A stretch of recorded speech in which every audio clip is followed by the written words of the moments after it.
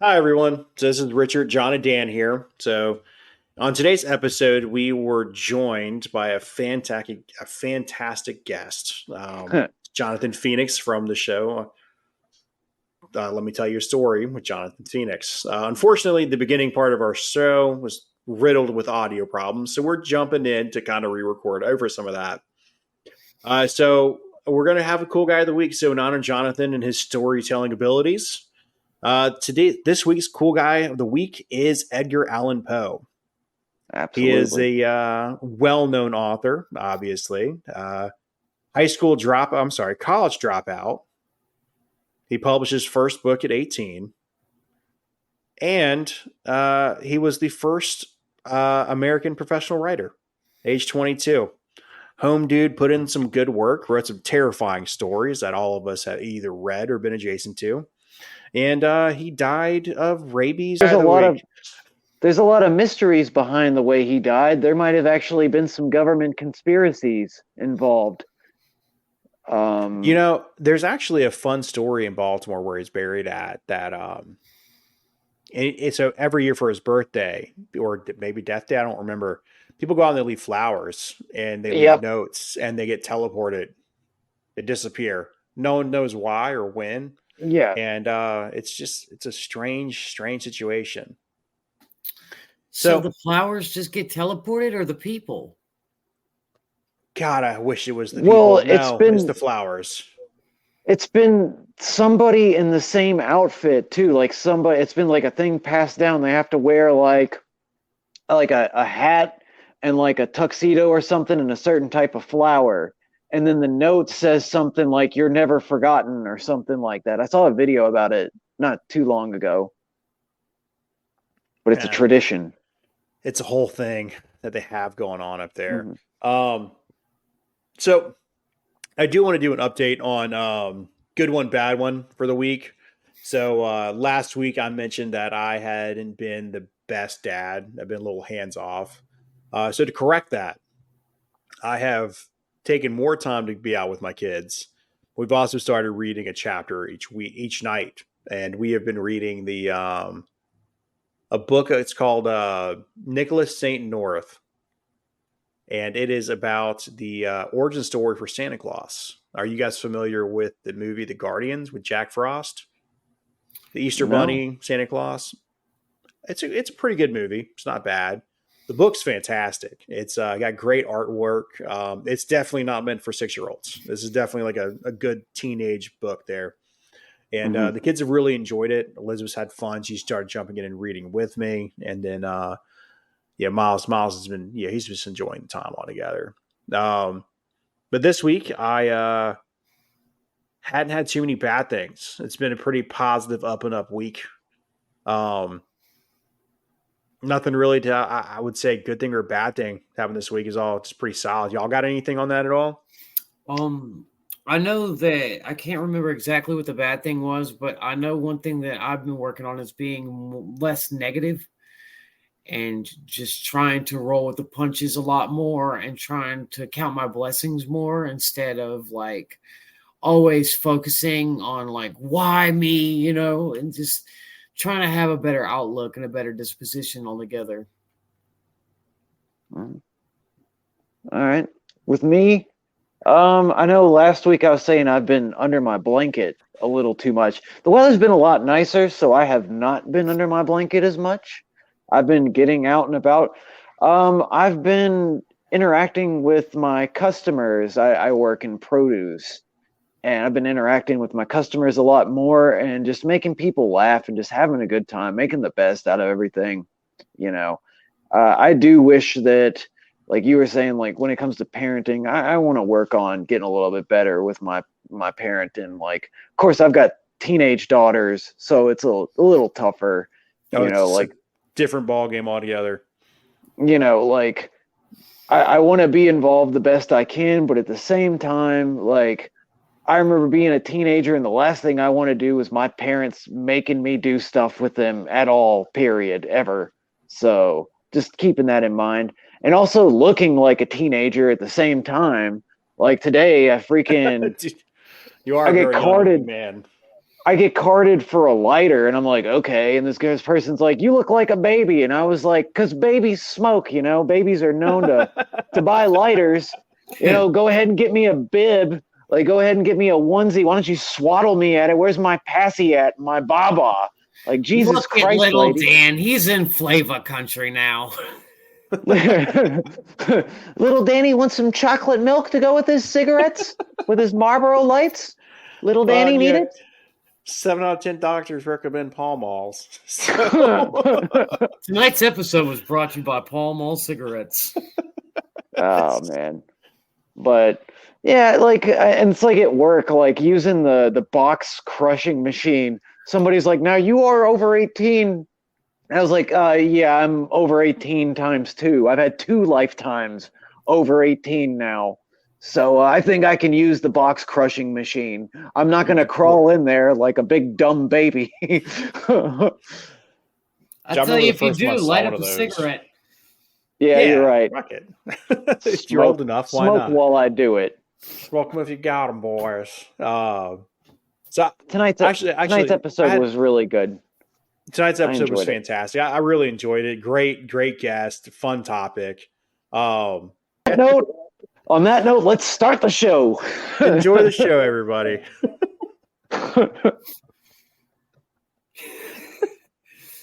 So tonight we are talking about the mysterious case of the Hopkinsville's Goblins, or also known as the Kelly Greenman's case.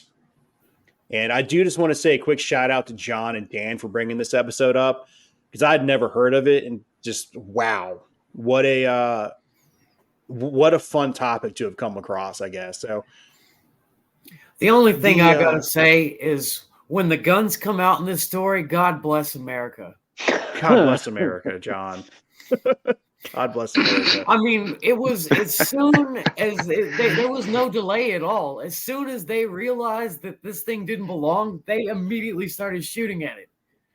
Yes, that's exactly what happened. And to be honest with you, that's exactly what should happen. Now, I'm a big believer in shoot first, probe second. So, oh yeah.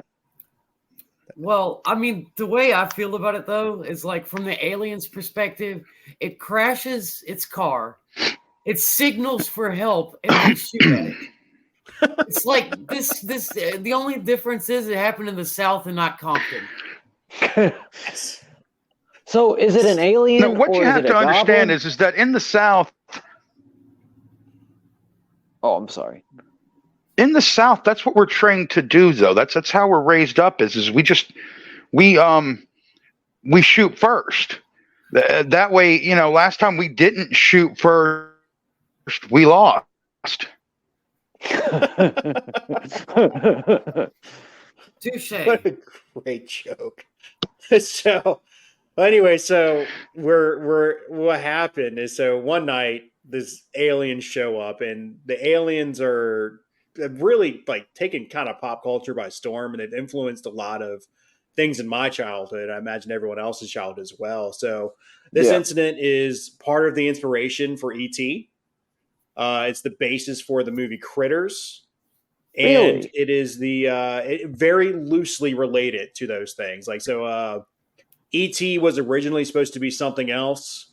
They got them working on alien movies. Alien movies turned into E.T. The evil side of it was supposed to be E.T. too.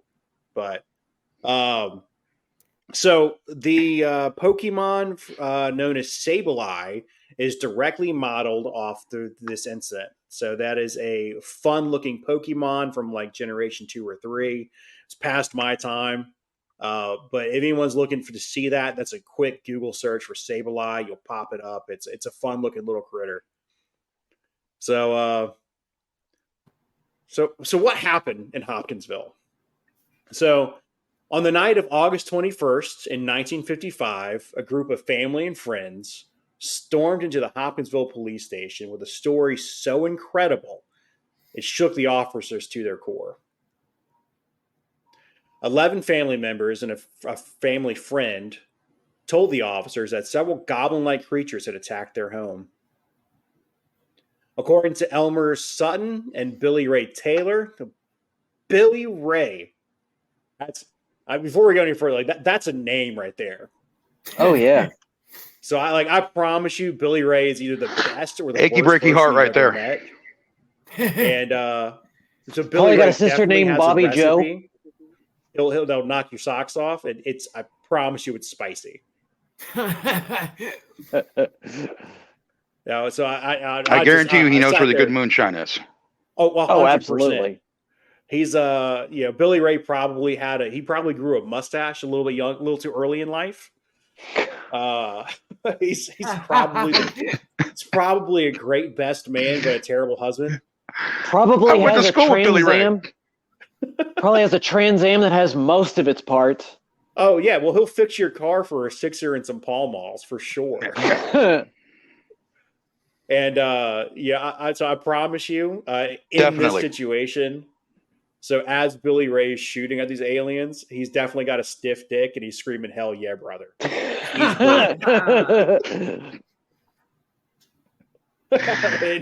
Anyways, it hadn't come out yet, but just so you know, Leonard Skinner's "Sweet Home Alabama" was playing in the background as he did this. It hadn't even come out yet, but he could hear it. It's the glisten in his eyes. Like that's a sweet Kentucky man don't need you around anyhow. Nice. Okay, I want to give a backstory. I want to give a little bit of the backstory. So there was 11 people at this residence that night. 9 of them live there. This is a 3-bedroom house. And Billy Ray's co-conspirator of the evening is nicknamed Lucky. Well, his name is Elmer. So, I mean, Elmer Fudd missed Bugs Bunny 10 out of 10 times. So you have to have Billy Ray there to even the odds. Now, one of the things I do want to mention about the middle name Ray is like you have to be very careful where you name somebody with the middle name Ray, because like if my name was Richard Ray, I would have spent my entire middle school being called Dick Ray. So you gotta be real careful with that one. But so Billy Ray, he's the real hero of this story. So he was the first person to see something weird. So while he was outside fetching a pail of water from the family well, he saw a meteor shoot across the sky. Now, I shouldn't say meteor, it was a flash of light shoot across the sky. Now, he described this, he instantly thought flying saucer, but he described it as saying it looked like an egg-shaped bathtub that lit up like a streak of fire. Now, he goes inside and he tells the family about what he saw, and obviously they didn't believe him because Billy Ray just came inside talking about some crazy nonsense he saw in the sky. And like you said, there's 11 of them. And there's a 3-bedroom house. So there's probably, they're probably used to cutting each other up a little bit, Mm-hmm. And then I would assume so. 15 minutes after he came inside, the dogs start freaking out. And when they went outside to investigate what they saw, it looked like straight from a movie.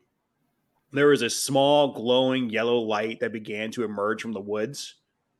And it scared the men. Like they didn't know, like they did what any red-blooded Kentuckian would do. They grabbed their rifles in their hand and gained a shotgun, and they took a defensive position inside the house. Well, now this could have been the feds coming for their moonshine. That's why they had to. 1955. I'm probably thinking commie. That's probably You're absolutely where right. my head's going. So Yes. Commie or fed, neither one's good, especially if you've got some moonshine cooking in the back. Yeah. Yep. So either way, they were preparing. I mean, this is Kentucky we're talking about.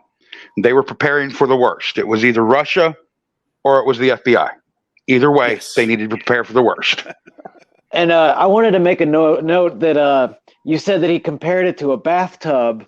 And it's funny, we're talking about like they're making moonshine because that's like the only thing that he knows to compare it to, because that's like his whole livelihood right there, working around the bathtub. Cooking hooch in the back. Oh, yes. Now, at some point in time, we're going to do research on this guy and find out that Billy Ray has like a degree in astrophysics or something. Engineering. But, for now, Billy Ray is a moonshiner in the backwoods of Kentucky. That's where we're going with this. I like this. Billy Ray actually has quite an impressive resume. in addition Does to he? being an alien fighter, he is a circus worker. Straight up carny. So there you go. That's actually it's actually used against him in the explanation as to what's going on here. And we'll get to that before too long. But that's a pretty prominent career in Kentucky, though. well, I'm just saying. I think 1950s circus is very different than circus in 2023. Like you have to be cool, like fighting a lion. Yeah, You got to be cool with that. So I'm just saying, if he's a circus worker, he's seen some things. He knows some things are out there. He's seen some things. This man might be the leading expert on what should not be there. You know, if he's been to the circus, he's seen some stuff. You know, he knows all the tricks. He's worked in the circus circuit. He's seen some things. We have county fairs here in the South, and you go to the county fair, and there are some things there that you see, and you're just like, okay. that shouldn't be a thing. Yeah. That 9 foot tall woman's got one hell of a beard. Oh man, it's not strange in these days and age. No, probably not.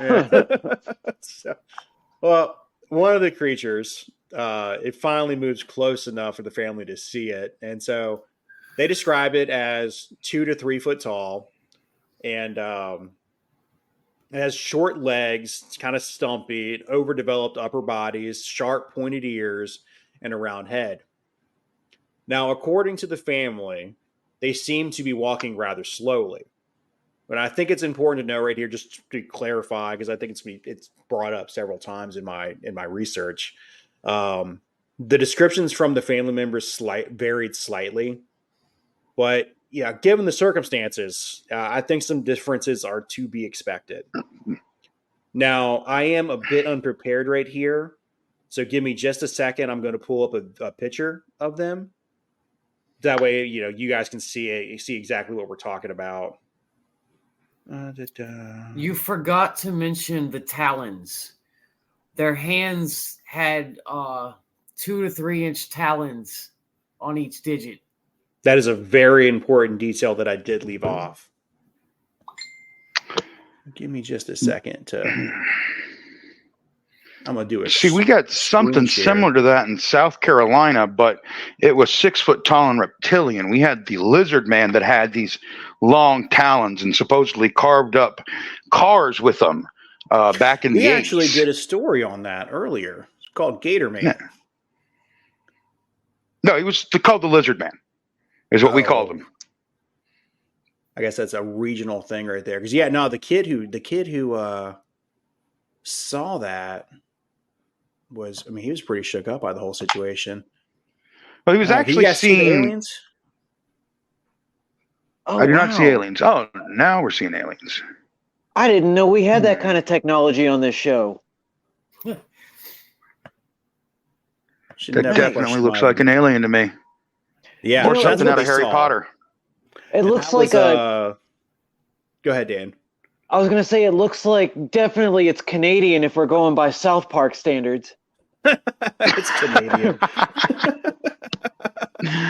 It's fantastic. I don't know what you're talking about, eh? Oh, geez, that's You're very not my guy, buddy. now. You're not my buddy guy. So that alien shows up, and where am I at? So they got a little too close for Billy Ray's comfort. So he sent a bullet down range, and damn well Billy Ray, someone with the name Billy Ray, could hit a running rabbit in the eye from 20 yards while drunk on any given Tuesday. And when that bullet hit the commie alien, it flipped backwards. And that's when things got kind of weird. It began using its arms, and when it was using its arms, it moved incredibly fast. And so that kind of freaked him out. And then within a few moments, another creature had showed up at the front window. After sending another round of Frito through that monster, Billy Ray went outside to see what was happening. And as he was walking out the door, one of those scary fuckers reached down and grabbed him by the hair. Oh, God. Fortunately for our hero, one of the other people inside quickly snatched him, back inside, and then he went outside and engaged a sneaky one on the roof. Now, when he shot him, when he shot the creature, that's when they started hearing reports that it sounded like they were shooting a tin pot. So a ding noise was coming off. Now, it's said that they had some type of metallic like outer shell, like a silverish type of thing. Excuse me there. But after being outside, they shot another one on the tree line, and instead of it falling this time, it seemed like it just kind of floated down to the ground as if it was levitating. And after they saw that, they realized that what they were doing wasn't working. So they decided to hunker down inside the house. And at one point, one of the aliens had walked up, goblins, whatever, with its hands above its head. And one of the women said that they believed that it was an alien's attempt to communicate. But Don't that was shoot before us. it got shot by one of the sweet, sweet Liberty rounds. So we don't know what happened because it's a shoot first situation. God Oh, bless yeah. America. Like, it's definitely a shoot first situation, right? So, after a few hours, the eldest woman in the house, I didn't write down her name. Aileen. Yes, her. Aileen? I can't say that. She suggested that I'm sorry. So after they hunkered down, this is a major part of the story that I conveniently left out. They sat there and they watched the aliens, and the aliens never actually tried to enter the house. They would just kind of pop up at the window, at the door. You could hear them ruffling around in the bushes and on the rooftop. But they didn't actually try to abduct anyone, at least from inside. I don't know. Maybe they work on vampire rules. You're not allowed inside. They got to be unless you're welcomed invited. in. Yeah. I'm not too sure. Just, it's a weird night in Kentucky. It makes Definitely perfect sense to me. They showed up, they signaled for help, and they immediately were shot at. I'm not going in that house. Even if they invited me in, I'm not going inside. Not even with candy. Right? Well, It's it a kind of trap. sounds like their fault because it sounds like they were playing whack-a-mole, just popping up and just out of random spots while they got guns pointed at them. It kind of seems like they're asking for it. Like the game, like with the duck going across. Yeah. Ping, ping. Yeah, one of those situations. It might have been that they needed to call AAA, and that was their only option, was to get Billy Ray to actually just give them a chance. I mean, so they're peeking through just to see, is he still shooting? He's not shooting anymore, is he? I mean, obviously these things are walking around in, I guess, alien Iron Man suits. Yes. So they're not worried about him shooting them. I mean, they're popping in like, hey. Throwing rocks at us really, really hard. I desperately need to make a long distance call to Space Australia. Yeah, like Space Hulu. To borrow a charger, but they landed in 1950 Kentucky where they don't have electricity in the house. Space Australia, we might as well call the Down Undertaker because I'm sending you to hell, boy. The Down Undertaker, that's a good one. That was going to be my wrestling name if I ever got into wrestling. Good day, mate. I'm the Down Undertaker. Undertaker. Oh man, we gotta. I found some interesting people we got to talk to in the future. We'll talk about that in the show. But after a few hours, these aliens just kind of like just creeping, being creepers, looking in the windows, doing whatever, like it's a Porky's weekend at Porky's or something. The oldest woman, she's like, look, they're not attacking us. Like we could probably just leave, and they did. They walked straight out the door, and they got into the family car, all 11 of them piled in there like a clown, and they drove straight to the sheriff's office. And a band of officers, they didn't necessarily believe them, but it's also 1950, so like there's a lot of interest in aliens and stuff like that. But what they do know is like, hey, these people said that they had a shootout in the middle of the night in Kentucky.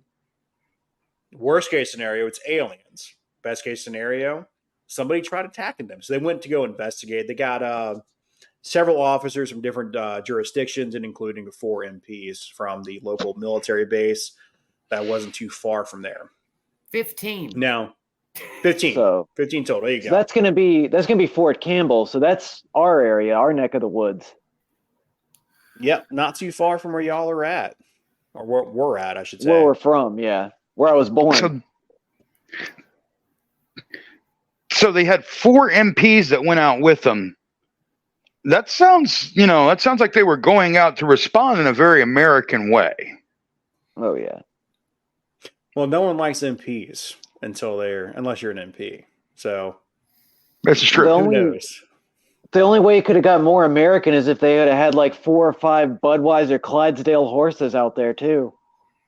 Well, I think the only nobody knows what was on the farm. Yeah. So if Billy Ray and Johnny Ray, his cousin, had shown up, they definitely would have taken care of that problem. But Billy Ray was working with Elmer Fudd, apparently. His wife or sister, Bobby Joe, wife or sister, wife and sister could be. Who knows, man? We're not going to make accusations about the wife and sister, cousin. We're not confirming or denying. Looking at my information, Johnny Ray did show up. They call him JC. Bingo. Well, so the cops get there, right? And en route, one of the officers reports seeing 2 meteors streaking across the sky in the opposite direction of the house. It's one of the weird little cues that was there. So when they arrived, called backup. They found or they charged their battery while they were not getting shot at. They were actually able to get whatever parts they needed, It's a lot you said it was one meteor shot at. It was 1 meteor came in, 2 meteors left out. Apparently while they were running to the sheriff's office, AAA showed up, jumped the alien ship, and they took off and left. Yeah, it's a tow truck, intergalactic man of towing. So it's UAAA, Universal, whatever AAA is, I can't remember. Yeah. Well, a few of the officers, they reported seeing a glowing patch near the area where one of the goblins had been reportedly shot. Now, yeah, this gets kind of murky right here because it was only glowing from one direction. But if you looked at it from the other way, it wasn't glowing. So that's kind of a grain of salt situation right there. Mm-hmm. Now, other than just a house just full of holes, like full of more holes than like a mound of Swiss cheese, there's no real hard evidence as to what happened here. They just know that, hey, they definitely shot this place up. And B, maybe there was some glowing stuff. We're not too sure. There's no real hard evidence that suggests that there was actually aliens there. So the cops left, and the family did their best to settle in for the night. And then within a few hours of that happening, this is probably 2, 3, 4 o'clock in the morning. Their timeline's kind of muddy. They reported seeing aliens come back, and they were doing the exact same thing they were doing earlier. Just popping up, looking, watching Miss Elmer sleep. Just being just real creepers. I'm going to watch your whole family eat breakfast. Why are you eating them things that came out of that bird's butt?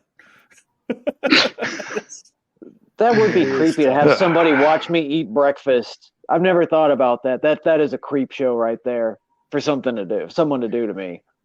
Oh gosh, there is. Well, I mean, watch me do. If you think about it, and if you put it into perspective, I mean, these are aliens. They've arrived on an alien planet, and they've just discovered aliens themselves. Even though they're aliens, what they're finding are aliens. In their natural habitat, they're going to observe. They're going to be watching. They're going to want to know what we do. They'll probably have cameras on trying to watch what we're doing in the bedroom, in the bathroom, at the kitchen sink. What are they doing staring at that strange box? And why do they constantly look at the piece of glass in their hand? How did they get those smaller people into that glass thing? Yeah, they're trying to figure it all out. They're the Jenga dolls. Exactly. They were curious and they wanted to know, and that's we see it as creeping and peeping Tom. They were just doing scientific observation. Mm-hmm. Yeah, there's much better states to do scientific observation in than Kentucky in 1955.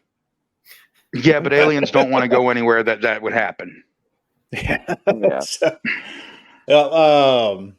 Well, the following day, so word had spread around, and as more and more newspapers picked up the story, they got this. It just became twisted and sensationalized.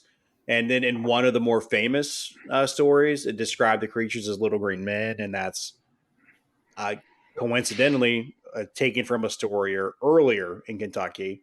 But that helped kind of propagate the little green men thing, and it's also rubbed the family the wrong way. So one of the things that is eerie about this is how consistent the family is in their story and what they saw.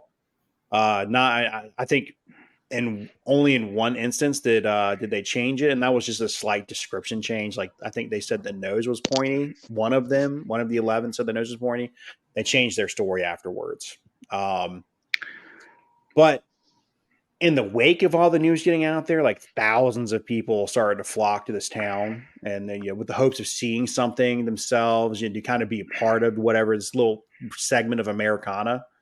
And the influx, I mean, it really messed with the family. Like some of these people were straight up walking into their house without permission, which is, I mean, Oh wow. What a silly thing to do. Like these people clearly are okay shooting at weird things. Absolutely. Why would you just walk into their house? I don't know. So, and then, once cops couldn't get them to stop, no trespassing signs didn't get people to stop. People were showing up eating picnics on their property. And it just started to suck for them. So they started charging people money to visit their property. And that got them even more irked because now people were accusing them of making the story up to make money. So some of the, go ahead. What? So they were accused of fabricating this whole thing to make money. The people end up running them out of town. And in 2016, they officially declared the area an alien landmark, and now they have a festival that charges money to go there. Really? That's amazing. I love how these incidents end up in like carnivals and festivals. Man, it just seems like straight across the board. Small town, middle of nowhere, something strange happens. I mean, there's the Bladen time to throw a party. One. Yes, exactly. How do we capitalize on this family's misfortune? It's not just about capitalizing on the family's misfortune. It's an excuse to throw a party. Oh yeah. I mean, that's the thing. There's a tactic that was used by in the Middle Ages, kings and noblemen would to suspend the thoughts of uprising amongst the people. They had this tactic where what they would do is they would just declare a holiday for any random reason. So if there was some reason to declare a holiday and celebrate and throw a little bit to the people and make them happy real quick, yeah, they would do that. And the South utilizes that very, very well. We love to, just throw a party for any reason whatsoever so that nobody's thinking about what's going on. That's government for you. We do that every time we have a hurricane. Exactly. Thank you with your dipstick, man. Mm-hmm. When you got a hurricane coming, Gray Man comes, what do? You go and grab about 10 bottles of alcohol. Like if I wonder how aliens do during. Die drunk. I wonder how the aliens would do during a hurricane if they came to visit. Like, I wonder if their technology's up to snuff. What interests me is that I know that we've called them aliens and they've been considered little green men for a lot of the stories. At first when I came across them, it was either paranormal or little green men, and then they said they were little green men or aliens. But, they have a lot of similarities to old Irish and Celtic fae goblins, really. They actually, and they called them the goblins, but they have similar characteristics. The slight glowing material after being shot, the metallic sound. Goblins were at some points considered to be made out of stone, actually. The mischievousness that they had, the light, being that phase usually appear with a light. And of course, the streaking across the sky could have been some kind of act, some kind of, thing that heralded their coming and their leaving, or more of them coming. Who knows? But it's weird because they have a lot of similarities to things that have been seen in Ireland, Scotland, England, Norway, Sweden,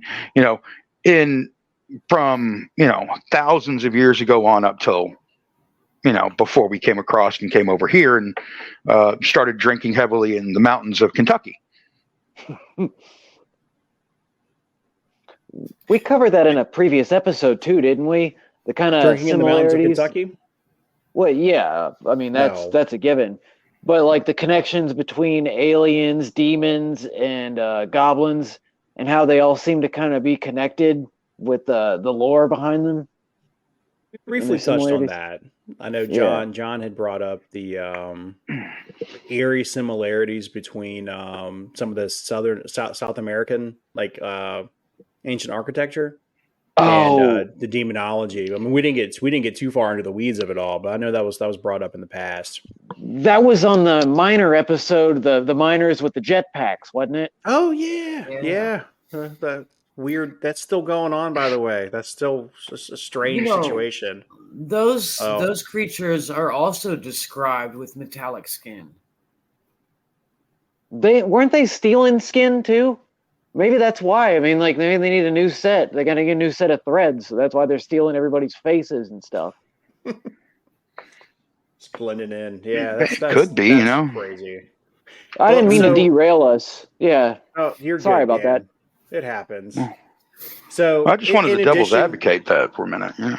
No, I like where you're going with that. I like the idea. Talking about possible explanations, the goblins. I mean, it's a very real thing.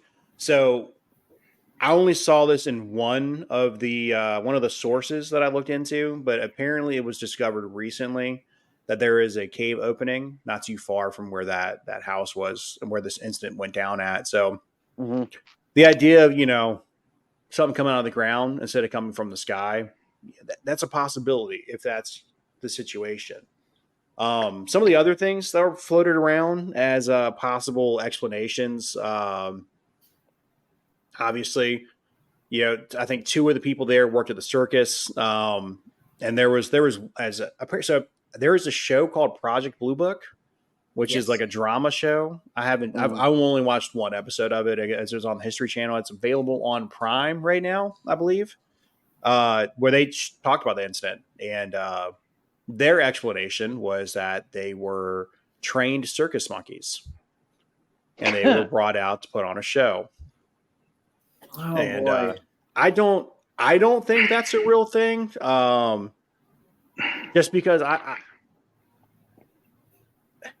don't foresee the circus guy bringing in circus monkeys and then shooting up the house. You know what I mean? Well, they were escaped, obviously, but the thing is who fitted them for a little tiny armor? Yeah. Who made the little tiny armor? None of them are blacksmiths. It's very true. They trained other monkeys. Know that for sure, though. They trained other monkeys as blacksmiths to make the monkey armor. Clowns, you never trust a clown. Never trust a clown. No. There's also bad liquor was a possibility. And then actually, let me stop you right there.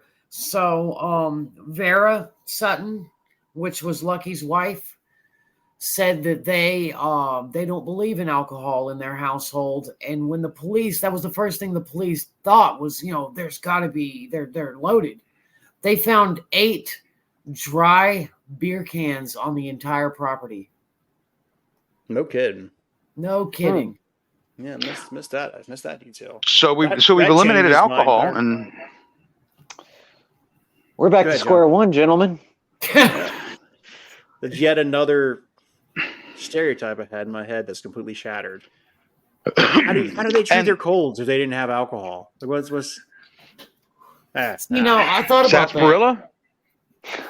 And yeah, maybe the beer cans was just their decoys. Maybe they had some jars of shine laying around. I mean, they're not going to tell the police, "Oh yeah, we were out here with this illegal, untaxable liquor, getting smooched." You know what I'm saying? Yeah.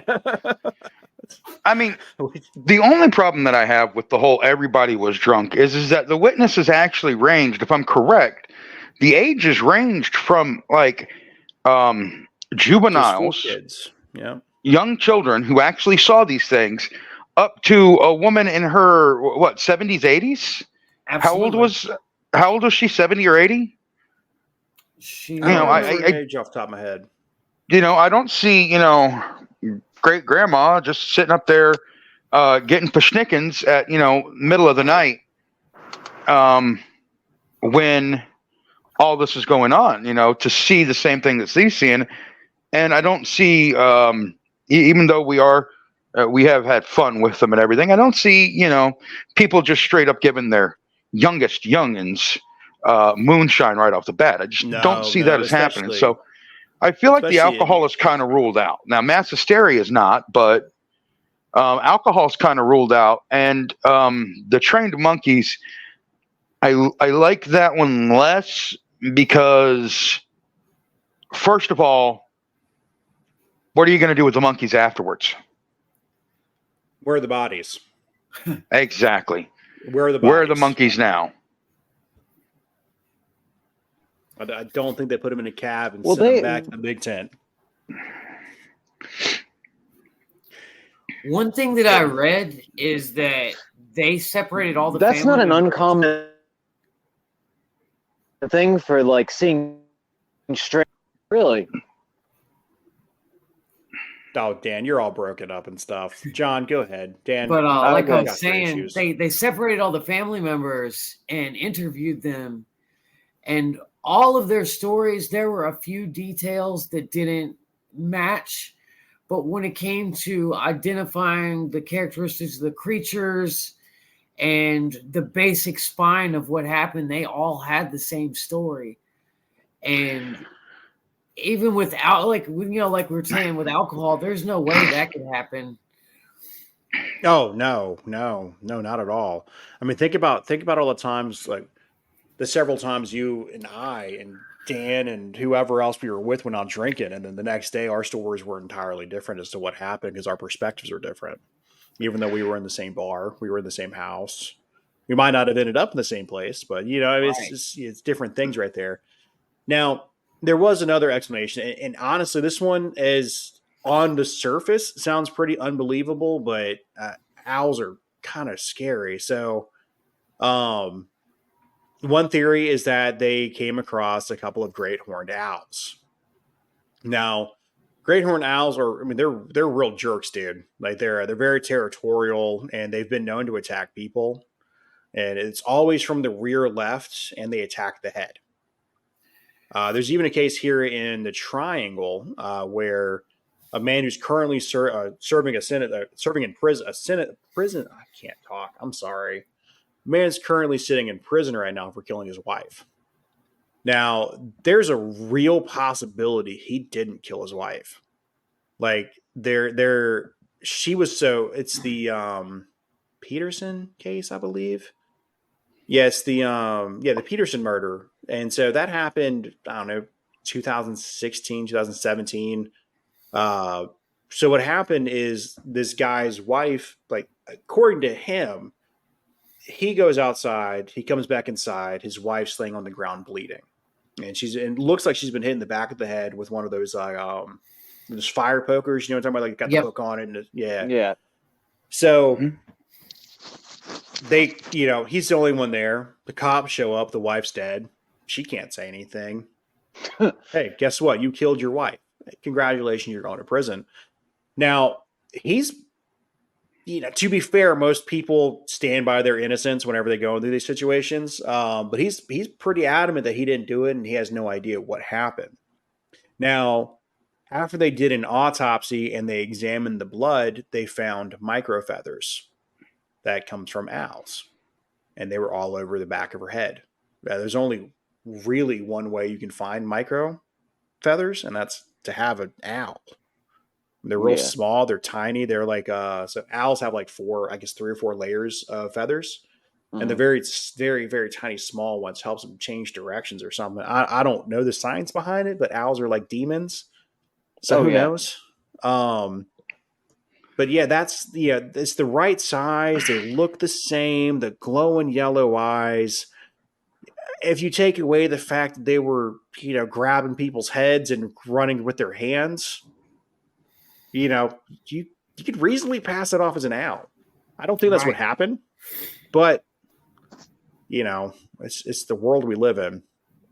See, I've had a few encounters with owls. Yeah, you got stalked by him for a while, didn't you? When I was returning home one night, I got off at midnight. I was working till midnight, and one was on my porch, and it decided that the A-frame of my porch was where it was going to hang out, and there was nothing I could do about it.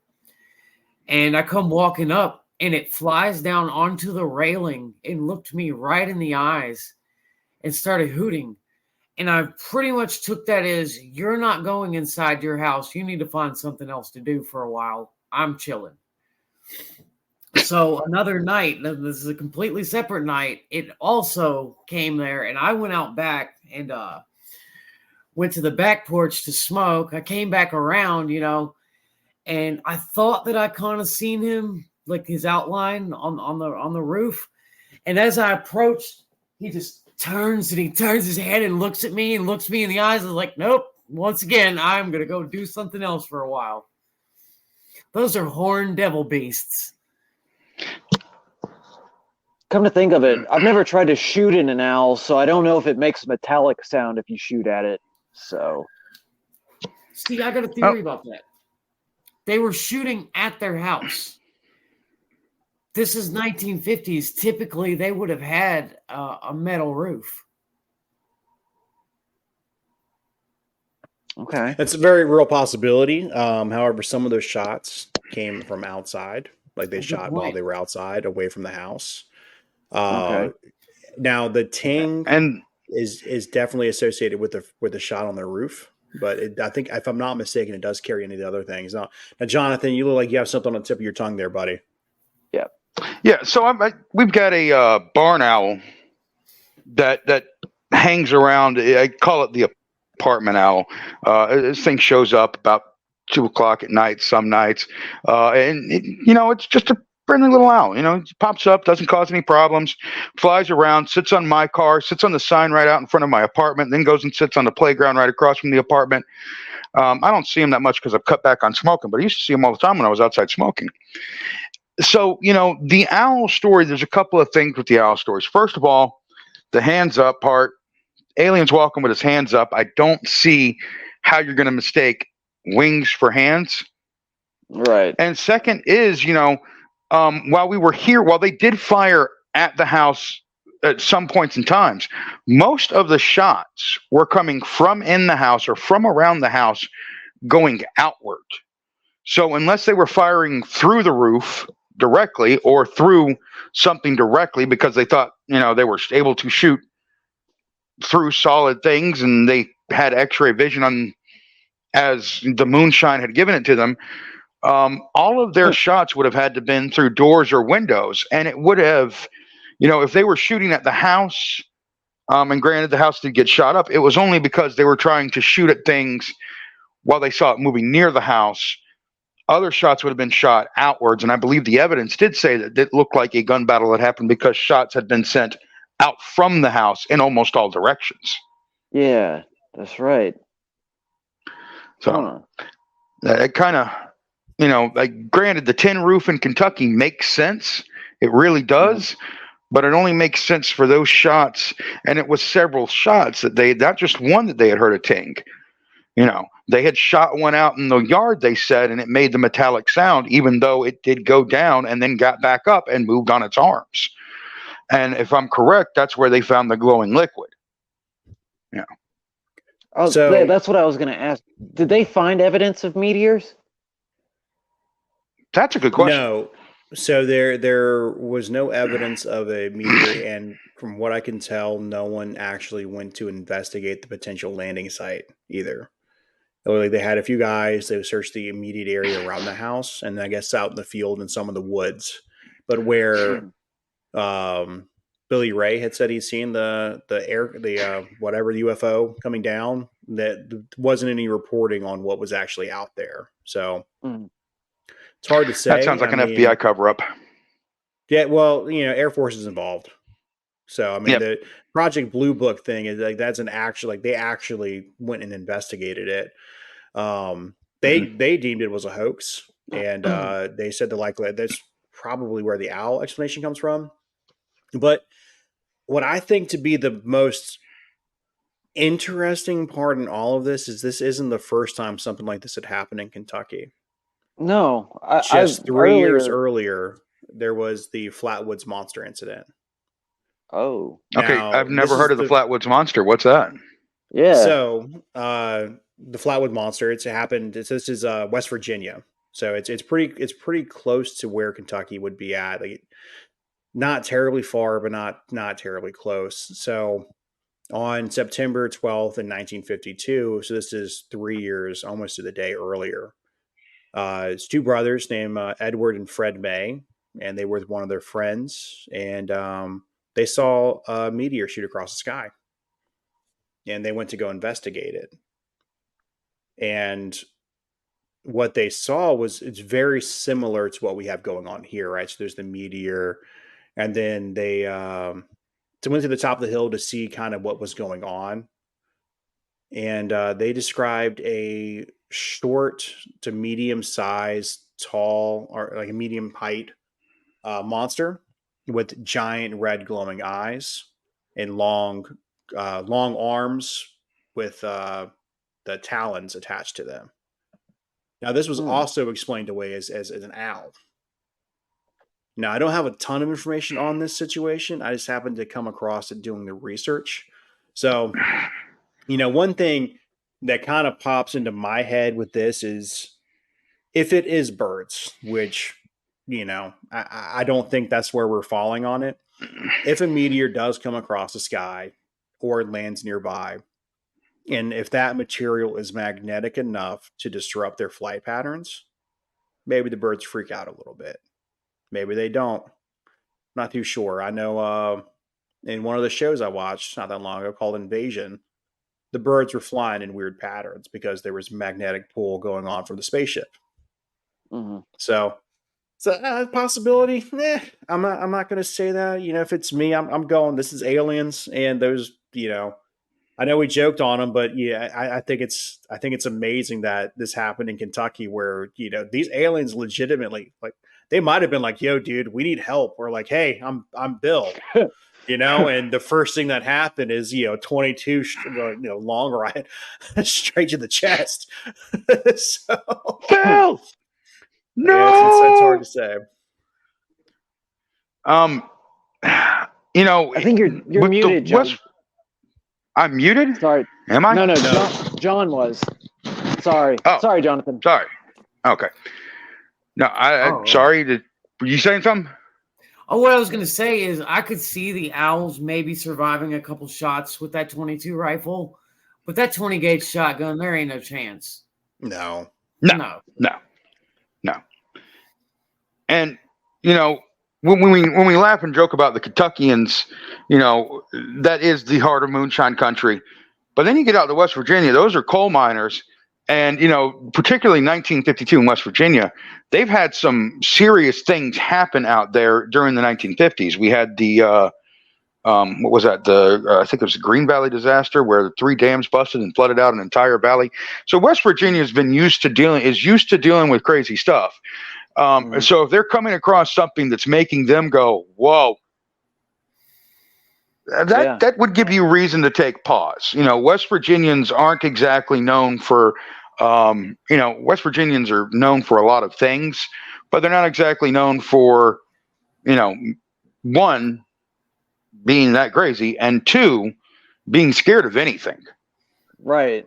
Yeah. They had West the Virginians, Mothman too. That's tough country. Mothman's more New Jersey. Oh, isn't it? Isn't that? No, I'm thinking of the Jersey Devil. Sorry, Mothman. Yeah. You're right. Yeah, I'm thinking of the Jersey Devil out in the Pine Glens.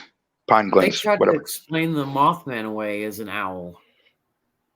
What is it? Yeah, It's not owls. It's not always owls. Right. Who is I it mean, then, Dan? they're freaking demon birds. Don't get me wrong. Like, I hate being stalked by them, but like, I mean, we can't explain it as everything. I don't know. I'm thinking that, these owls may just be the problem, and someone probably should get a hold of Trump's lawyers and let him know that he needs to just say it was owls.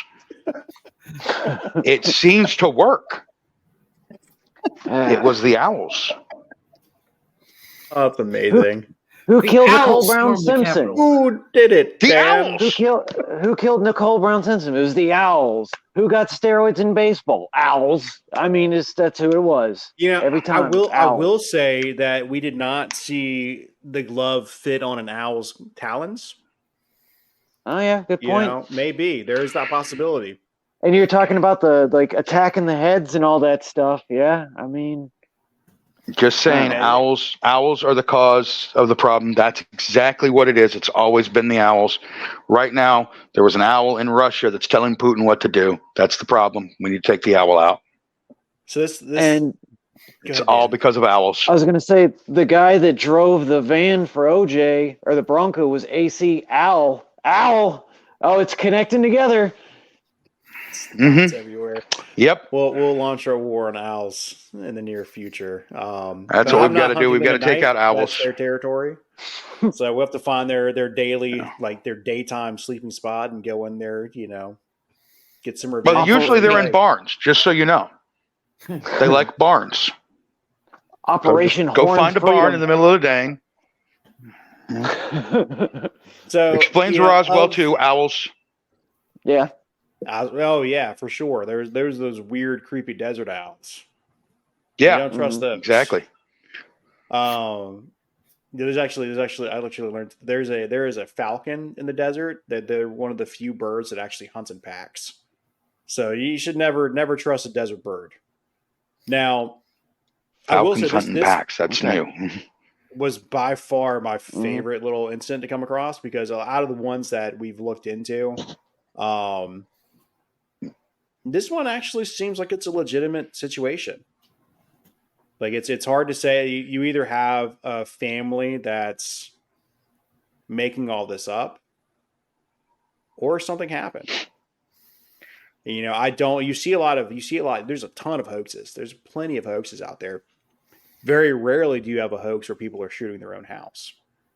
That's a good point. So what I'm going to say to that is I agree, because if you look at it, like I pointed out before, the ages of everybody, whether or not they all did exactly see the same thing, because it could be that one of them gave a description while it was going on. Shoot that gray thing over there with the pointy ears. It's got metallic skin.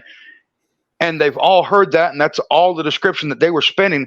They all definitely had an experience that lasted hours. So this experience was real. And the experience lasted hours, and they experienced things that they were only able to describe in this way. And this is the story that we've got. So if you break it down, it definitely had to have been something that happened. There's no way that 11 people just hallucinated this with no cause whatsoever, only for them to find that there was some evidence of something happening. There was damage to the house. There were, of course, shells all outside. There was damage outside. There was evidence that they were fighting and dealing with something. So whatever it was that they saw, whether their descriptions are entirely accurate or they're a mixture of each other's descriptions that they heard during this, ordeal that have kind of gotten mashed together, which is entirely possible, they did deal with something for a long period of time, went and got help, and then had to deal with the same thing again. Yeah. That's and it's not even like the only instance of weird lights and UFO sightings in that area. Fort Campbell has had a lot. There's a couple of stories I want to look into about like these strange lights that were seen by MPs that were patrolling the area. They were going around these towers and they see these big glowing lights over top of it. And it was burning the ground. It was causing the wildlife to act all crazy. And it happened more than once, if I remember. It happened a few times. And at some point in time, in that area, 1/3 of United States nuclear bombs were kept in the Fort Campbell area. So if there's some kind of weird shenanigans going on with spies, KGB, or even the government doing something, to create, to just kind of get people off the scent of, like, the real story, I could see that being the case too. Funny little side story, I was telling you about all the nukes were in that area. My dad was the microbiologist for Clarksville for a while, and they found a bunch of glowing radioactive frogs at some point in time. So yeah, like they were just glowing in the dark, and they would even glow during the day too. So maybe it was owls and they got affected. That is a fun little tidbit I did not know about. Yeah, that's a very interesting little tidbit. It's amazing what a little cobalt will do to you. Yeah, Right. I'll tell you, I live next to the power plant. My teeth have never been whiter, so who knows? It's also where I go to all my catfishing at. Oh, there's the Bell Witch out there too. I'll get into that sometime. I have to do that one too. You ever Wait, heard about that story? This is over by where the Bell Witch is? Yeah, so Fort Campbell's in between Clarksville, Tennessee, and Hopkinsville, Kentucky. You did? You're back, Dan. You're back. You lost me? Oh. Okay. Yeah, Fort Campbell connects Clarksville, Tennessee, and Hopkinsville, Kentucky. So we're talking about wow.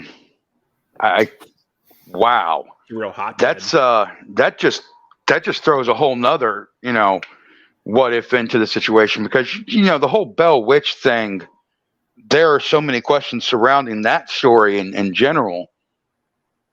Who knows? This is a really that's who not knows one that I'd ever come across before, and I spent entirely too much time. And it involves the caves too. Like there's a cave there that, like, when you go into her cave, your cameras will, like, the batteries will completely drain.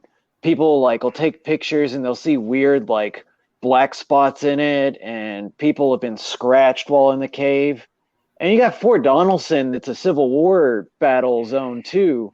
People have seen the ghosts of, like, reenactors have seen the ghosts out there of, like, soldiers, like, crawling across the ground. They're like cannons shooting. But now, mind you, you got Fort Campbell, which is an active military base nearby. So maybe they're hearing that. But I've seen some weird stuff at Fort Donelson. I've actually never been to the Bell Witch Cave. John, you've been there, right? I have been there. There was somebody in our tour group that night that took a picture, and when they developed the picture, you could see, like, the silhouette face of an old lady, and I thought that was kind of nuts. Everybody who took pictures that night in the cave, there were giant orbs and, like, anomalies in the photos. I know one of my favorite presidents, Mr. Lunatic Andrew Jackson, he went there to stay one time and with John Bell, and halfway up the drive, his horses just refused to go any farther at all. So they had to leave the horses and the carts there. They continued to the house on foot, and supposedly he left in the middle of the night at like 2 a.m. It was like, nope, can't stay here. And that's one of the toughest men ever in America. Yeah. The Bell Witch, that story in general has got so much wrapped around it. There's questions about it being a poltergeist. There's questions about it being an actual witch. There's questions about it being something, much darker that has been brought to this world. There's questions about it being a vengeful spirit. There's so many questions surrounding it, and the area, has actually, they've gotten so much evidence and so much has been found and discovered and seen out there. And now you're telling me that, this is just like right down the road. Mm-hmm. I don't know. I mean, it's kind of a coincidence for the two places to be so close to one another and something to be happening. Yeah. We're talking 25 miles at the most, if that. I mean, that's like if you told me that, something happened in one room and Robert the Doll and Annabelle were having a tea party in the other room. I would immediately start blaming the tea party. I'm actually I'm nominating the Bell Witch for next week's episode. Okay. Absolutely. Good. I'm gonna order a book. I think there's a couple of fun ones that are out here, and I'm gonna do a little reading and some writing. Because what you guys are describing is truly fantastic, and sounds like a fun story. Yeah, they used to take us there on field, or take like our school. Like some of them would go on field trips there, just taking kids in there to deal with this demon entity or whatever it is. We've got a lot of ghosts down here near Charleston. I'm sure you guys know. And, that was half of my first season of the show is just the ghosts from around this area. And I haven't even covered them all. And I don't think we've got anything here that levels up to the terror that the Bell Witch has caused people over the years. Just the sheer amount of pain and suffering that the ghosts around the story have inflicted over the decades. And, we've got Lavanya Fisher walking around. Francis Marion's ghost is out here somewhere. We've got pirate ghosts out here somewhere. I don't think any of those stories really I don't think any of those stories really compare to how bad the Bell Witch actually is. And if you connect the Bell Witch with, a bunch of little green men, maybe they are goblins. Maybe they're not aliens. Maybe somebody broke something in the fabric of something and, space somebody effed around and found out. Instead of the 7th. Yeah. Yep. Now, we have where we met at, where we lived at for a long time out in eastern North Carolina, there is a ghost pirate walk, and they have a lot of like reenactors out there. Like they dress up as ghosts. It's their whole gig. Yeah, one of my favorite pictures is of me, like 21-year-old me. Like I was young, I had a short hair, no beard, and I am like, I don't know, 9 PBRs in, and there's a pirate guy walks in. I'm like, dude, you're a pirate. He's like, dude, and he's drunk as a skunk. I was like, can we take a picture? And he's like, yeah. He takes his sword out and he puts his sword up to my neck. That was a legitimate sword. I didn't realize it was sharp until it touched my skin. I don't know who let that guy have a sword and who let that guy in the bar. But they shouldn't have given that to him at all. When they do the pirate festival, they piss me off so much because they stay in character no matter what. And I was in the middle of an argument with my girlfriend, and like these dudes just kept harassing, like getting in the middle of it, like, "Yar, matey, you guys need to call them your shivvies." And I'm just like, not now, pirate dude, not ever. I'm trying to find my car. I don't know what a car is. It's 1717. You know what I mean? And I'm just like, fuck, dude, just get away from me, please, for the love of God. Guard. Hardy har. I don't know. Do they piss you off, Richard? Fun. Nothing right there. So do they have them down there, Jonathan? So in Georgetown, they do have a few pirate things down here. First, we have Blackbeard's Cove down in Mount Pleasant, which is a pirate themed, kind of like a Chuck E. Cheese without the Chuck E. Cheese, if you get what I mean. Yeah. It's got mini golf. It's got arcade games. It's got all kinds of things. And then in Georgetown, they have this thing called the Jolly Rover, which is an actual working pirate ship that you can take tours on out on the water. And the pirates do stand out and invite you to go ride the Jolly Rover with them. Our mateys. And then, of course, they have the pirate show up in Myrtle Beach. So, yeah, we've got pirates going from Savannah all the way up to the state line up in North Myrtle Beach and Atlantic City up there. So, we got Blackbeard's. We got Blackbeard's actual house, so they go extra hard for it. Like, yeah, we have actually jealous of that because you guys got where the Queen Anne's Revenge sank, and all we got was raided by Blackbeard and possibly where he buried some of his treasures somewhere in Mount Pleasant. Yeah. Supposedly, there's a treasure out there too that that no one's found yet, but I'm sure somebody found it and they just never said anything about it. If I find pirate gold back in like whenever, I'm not telling a soul. Like that's just mine. It's mine. It's gonna be in the house, and if I'm cursed, whatever. Cool. Yeah, you're not Nowadays, telling anybody you found pirate gold. Right now, I think in this day and age, you'd have to tell somebody because you can't just walk around with gold coins and be like, "Hey, man, no questions asked," and then you walk away. You got to melt it down and do something. You have to find a fixer. Just You can figure. Are you kidding me? You can buy the stuff on the internet now to make your own forge and just melt it down yourself into gold bars, stamp it, and be like, "Hey, I got a bar of gold I melted down from jewelry. Can I sell this?" And they'll buy these cash for gold places will buy it off you. $1,000, $2,000 an ounce. if you do find pirate treasure, you're going to have to scare people away. But when you do, you got to make sure there's no meddling teenagers and their dogs when you do it. That's funny. Well, yeah. So, John, the dogs are the problem. Tell us where we can find you at, man. Well, tell us you got any fun upcoming projects other than you said you mentioned the book coming out, right? Yeah, so thecarolinastoryteller.com is the easiest way to find everything The Carolina Storyteller related, which I am, Jonathan Phoinex, the Carolina Storyteller. Like how I got that fitted out, right? Works out real good. But go to thecarolinastoryteller.com. We've got merch. We have the entire first episode of first season of Let Me Tell You a Story now. That's a wrap. We'll have a couple of bonus episodes probably between now and January. And currently I'm doing recordings for the launch of the next season, which is going to begin in January. And I've got some great things coming up. Stories like the Landmark Hotel in Syracuse, New York. We're going to be covering Salem, Massachusetts. We've still have stories from around here like Alice Flagg. So those will be coming up. You can also go to the website and find out where my books are for sale at. You can get a copy of Through the Flames or Redcoats or both. If you like both, enjoy. We have a little bit of merch that's up for sale, more going up. You can find out about my guests. And I'm working on a second podcast with my son.